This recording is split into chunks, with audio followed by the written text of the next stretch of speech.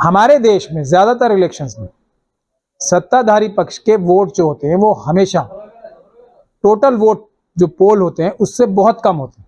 जैसे इस बार का भी देखा जाए तो मोदी जी को 40% वोट भी देश की जनता ने नहीं दिए, 60% से भी ज्यादा लोगों ने मोदी जी के खिलाफ इस लोकसभा में चुनाव दिए हैं, आरएसएस और बीजेपी के खिलाफ वोट। तो विपक्ष की जो भूमिका होती है वो भूमिका सत्ता पक्ष से भी ज्यादा होती है, देश का संविधान बचाने के लिए, देश की जो व्यवस्थाएं हैं उसको सुरक्षित रखने के लिए, देश को मजबूत करने के लिए और जनता के हर एक नागरिक का हक और अधिकार सुरक्षित करने की ये जिम्मेदारी विपक्ष जो है पिछले कई सालों से, खास तौर पे पिछले 10-11 सालों से ठीक से नहीं निभा पा रहा है। ऐसा हमारे देश की जनता का मानना है, ऐसा हमारे देश की सिविल सोसाइटी का मानना है। तो हम लोगों ने जो एक ये वोट चुराने की मशीनों के खिलाफ जो आंदोलन शुरू किया था, जो पेपर बैलेट वापस लाने का आंदोलन शुरू किया था इस 2024 की जनवरी 5 से मिशन सेफ कॉन्स्टिट्यूशन में, जिसको बाकी सारे संगठनों ने भी समर्थन किया और हम सब लोगों ने मिलकर साथ जो एक आंदोलन रत हैं हम, उसमें अब हम लोगों ने ये महसूस किया है कि जो विपक्ष की पार्टीज हैं उन लोगों ने अगर हमारा साथ दिया होता तो ये चुनाव की दशा और देश में जनता के वोटों से चुनी हुई सरकारें आती, ये चोरी के वोटों से चुनी हुई सरकारें नहीं होती। तो अब हमने, और उसकी भी हमने गुण एक विश्लेषण किया कि जो पॉलिटिकल पार्टीज हैं क्या उनमें क्या खराबियां हैं जो वो एक मजबूत विपक्ष का रोल नहीं अदा कर पा रही। तो उसमें हमने ये पाया कि हर एक बड़ी विपक्ष की पार्टी में आरएसएस और बीजेपी ने अपने स्लीपर सेल्स यानी कि एजेंट यानी कि जासूस छोड़ दिए हैं।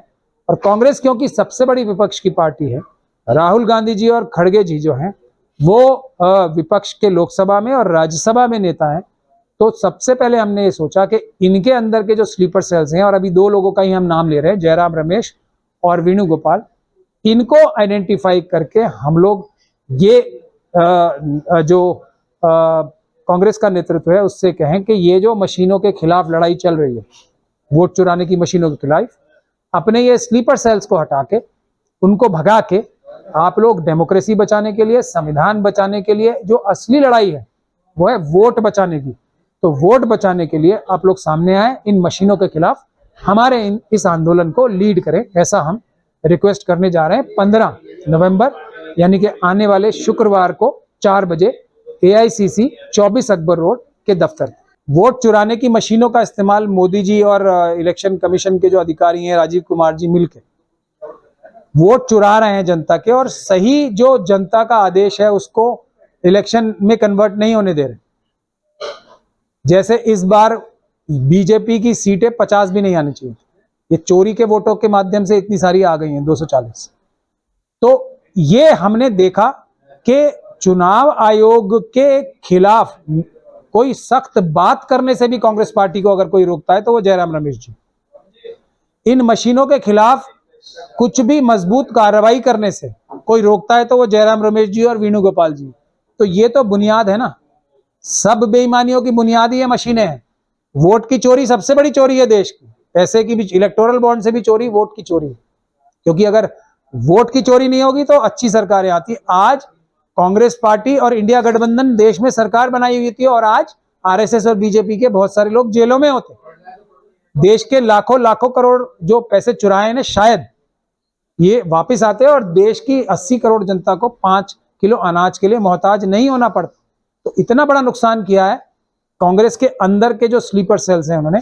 और जो ये चोरी वोट चुराने के जो स्कीम है इलेक्शन कमीशन की और मोदी जी की और आरएसएस की, उसमें सबसे बड़ा सहयोगी एक लचर सा अपना रिस्पांस देके, अभी भी जो हरियाणा का इलेक्शन हारने के बाद आप अगर जयराम रमेश जी की चिट्ठियां ही पढ़ेंगे, वेणुगोपाल जी की चिट्ठियां ही पढ़ेंगे, क्योंकि यही दोनों सबसे महत्वपूर्ण व्यक्ति हैं। इनके साथ भी बहुत सारे लोग हैं, हमें उनके भी नाम पता है और स्पेसिफिक रोल भी पता है, लेकिन अब हम ये नहीं चाहते कि एकदम सबके नाम खोलें, लेकिन हम ये चाहते हैं कि कांग्रेस पार्टी की हाईकमांड मंथन करके इन सब लोगों को आइडेंटिफाई करे, क्योंकि उनके पास तो डायरेक्ट सबूत होंगे ना।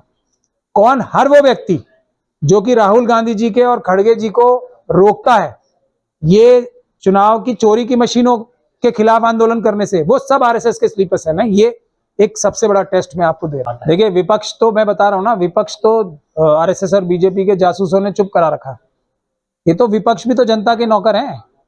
विपक्ष को अपने आप में गलतफहमी नहीं रहनी चाहिए। जैसे मोदी जी जनता के नौकर हैं, वैसे राहुल गांधी जी भी जनता के नौकर हैं।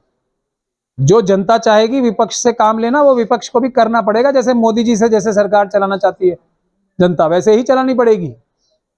तो ये बुनियादी बात है। एक बात तो ये है, और इसमें सबसे अच्छी बात यह है कि ये विपक्ष के बारे में तो ये इल्जाम लगना में समझ में आता है, फिर भी किसी तरीके से जस्टिफाइड है। हम लोगों का क्या है, हमें तो मोदी जी को हटा के प्रधानमंत्री नहीं बनना, हमें तो ये अमित शाह जी को हटा के होम मिनिस्टर नहीं बनना। हम लोग बोल रहे हैं कि जीते हारे कोई भी, उससे मतलब नहीं है। वोटों की चोरी नहीं होनी चाहिए, और चोरी इन मशीनों के द्वारा हो रही है। तो ये तो बिल्कुल निष्पक्ष है, और हम मजबूर कर रहे हैं विपक्ष की पार्टियों के, तो आओ हमारे साथ जुड़ो। और जहां तक सुप्रीम कोर्ट के जजमेंट की बात है, उसी सुप्रीम कोर्ट ने मुझे लिबर्टी दी है कि मैं नीचे की अदालतों में जाके अपनी बात रखूं, क्योंकि सुप्रीम कोर्ट में झूठा एफिडेविट इलेक्शन कमीशन ने फाइल किया था। ये हमने साबित कर दिया है रामपुर का चुनाव लड़के भी सारे सबूत जुटा के। सर, अब जब तमाम तरीके के इलेक्शन हो जाते हैं, इसके बाद फिर ईवीएम हटाओ के नारे अपने हो जाते हैं। जब ये लोकसभा के इलेक्शन होने वाले थे, उस समय भी आपने तमाम तरीके की प्रेस कॉन्फ्रेंस करके ईवीएम हटाओ का नारा दिया था, लेकिन वो कहीं तक जो है साबित होता नजर नहीं आ रहा, उस पर कोई अमल करता हुआ दिखाई नहीं दे रहा। हालिया में भी हरियाणा में इलेक्शन हुए, 1 घंटे तक पूरा का पूरा चुनाव आयोग शांत रहा। इसके बाद बढ़ती हुई कांग्रेस डाउन होकर फिर बीजेपी बढ़ गई। कहाँ सर आप बार बार प्रेस कॉन्फ्रेंस करके अपना और देश के लोगों का भी टाइम बर्बाद कर रहे हैं? नहीं, हम तो आंदोलन कर रहे हैं ना। आपने खुद ही हमारे जो सवाल पूछा उसमें जवाब भी दे दिया। जीतता जिताता चुनाव क्यों हार गए? क्योंकि चोरी की मशीनों से। यही हम बार बार कह रहे हैं। अभी कौन सा चुनाव, अभी तो चुनाव से पहले बोल रहे हैं ना, महाराष्ट्र में और झारखंड में बेईमानी होगी, सारे बाई इलेक्शन में बेईमानी होगी। तो हम तो पहले कह रहे हैं और हम निरंतर कह रहे हैं। हम चुनाव से पहले और बाद का ख्याल नहीं रख रहे हैं। हम तो लगातार इस बात को कह रहे हैं, चाहे कांग्रेस पार्टी जीत जाए तब भी हम यही बात कहेंगे, चाहे कोई भी पार्टी जीते, चुनाव सिर्फ पेपर बैलेट से होने चाहिए। और हम लोगों की बात से सीख के, तो आप देखिए वहां अमेरिका में एलन मस्क और दूसरे लोगों ने भी कहा कि जो कोशिश हो रही थी वहां पे मशीनों को लाने की, उनको रोकने की काम किया। तो हाँ, क्योंकि हमारी बात में सच्चाई है। और एलन मस्क साहब ने ये नहीं कोई बहुत, उन्होंने कह दी तो बहुत बड़ी बात हो गई। बात बड़ी है, अब कोई भी बोले वो बड़ी बात ही रहेगी, चाहे वो कोई भी व्यक्ति हो। पेपर बैलेट ही सुरक्षित, सबसे सुरक्षित मेथड है। उसके अलावा कोई भी मेथड देश की जनता को स्वीकार्य नहीं है। बाकी सब मेथड से चोरी होने की गुंजाइश सबसे ज्यादा है। सर, ईवीएम जिस देश में बनी है वहां पर भी बैन है, लेकिन आप लोग लगातार इसका मुद्दा उठाते रहते हैं, फिर भी सरकार के कान में जू नहीं रहती। तो ये मुद्दे कब तक उठते रहेंगे और कब जाके इस मुद्दों का समाधान होगा? जब तक पेपर बैलेट से चुनाव नहीं होंगे तब तक ये मुद्दा उठता रहेगा। कोई भी व्यक्ति जो ईमानदारी से चुनाव चाहता है वो कभी भी मशीनों से चुनाव की बात भी नहीं कर सकता। जिसके मन में वोट चुराने की नियत होगी, जिसके मन में बेईमानी करने की नियत होगी इलेक्शन की, वही मशीनों की बात करेगा। वरना हर व्यक्ति पेपर बैलेट से ही चुनाव कराने के लिए कहेगा। हमारी हर वीडियो सबसे पहले देखने के लिए चैनल को सब्सक्राइब करके दबाएं बेल आइकॉन।